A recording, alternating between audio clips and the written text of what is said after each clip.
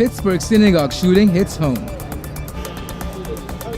From the price on pollution will be returned. Trudeau visits Humber with an announcement on the carbon tax. Raptors win big in Toronto. And why October 31st may not always mean Halloween. Humber News starts now. I'm Umair Farooq Khan here at the newsroom at Humber's North Campus. It's October 31st. Here's what making news. Mourning continues as funerals are being held today for victims of the Pittsburgh synagogue shooting, including former Toronto citizen Joyce Feinberg. Before moving to Pittsburgh, Feinberg studied here and was married at Holy Blossom Temple. Feinberg was one of the 11 victims of the shooting. It took place at the Tree of Life Synagogue this past weekend. Feinberg's funeral was held earlier today in Pittsburgh. The 75-year-old leaves behind 2 sons, as well as a brother and a sister-in-law.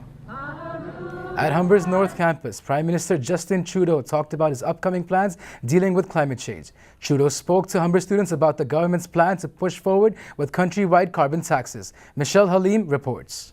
It's always a pleasure to visit students and staff at Humber College and hear about the great work happening on campus. It was a big day for Humber College.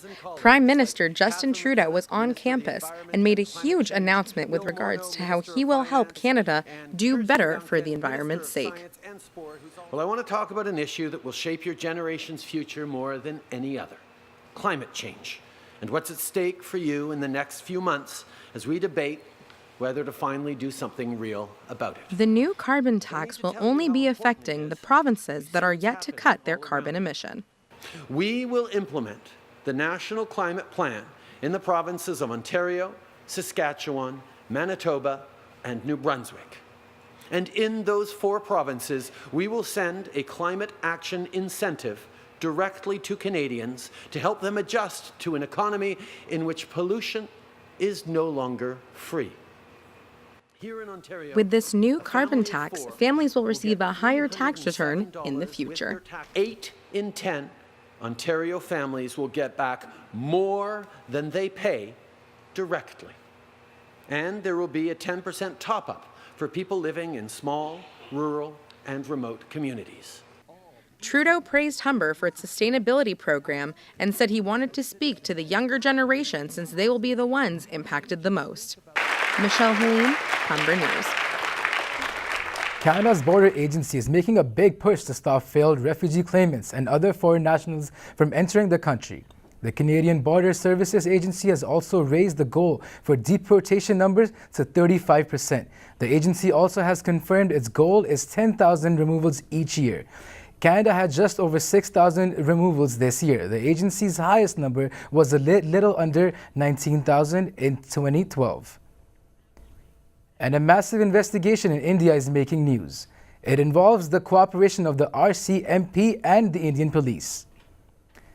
Call centers in India have been raided in the wake of a major scandal. The RCMP says hundreds of Canadians have fallen prey to a major CRA scam. As part of the scam, a robocall pretends to come from the Canada Revenue Agency. Its message tells the victims to either owe taxes or face arrest and imprisonment. The crackdown came after a visit from an RCMP officer to New Delhi. Another financial story to tell you about. Statistics Canada wants to access personal banking and credit card data of 500,000 Canadians. Some people are against it, but the federal Liberal government likes the idea.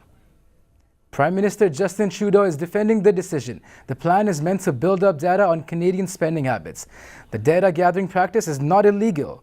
Statistics Canada has broad powers to do so, but the Conservatives want Trudeau to assure Canadians that this will not happen. The plane that went down in Indonesia, claiming the lives of 189 people, could be found soon. None of the victims have been identified. The families of the passengers arrived at a port to identify any belongings. Search and rescue divers have also heard pings underwater. They're hoping that the sounds are coming from the main body of the airplane. The main question for investigators is why the Lion airplane went missing just 13 minutes after takeoff. We're going to take a quick break, but don't go anywhere because we have your sports update and your 3-day forecast coming up next.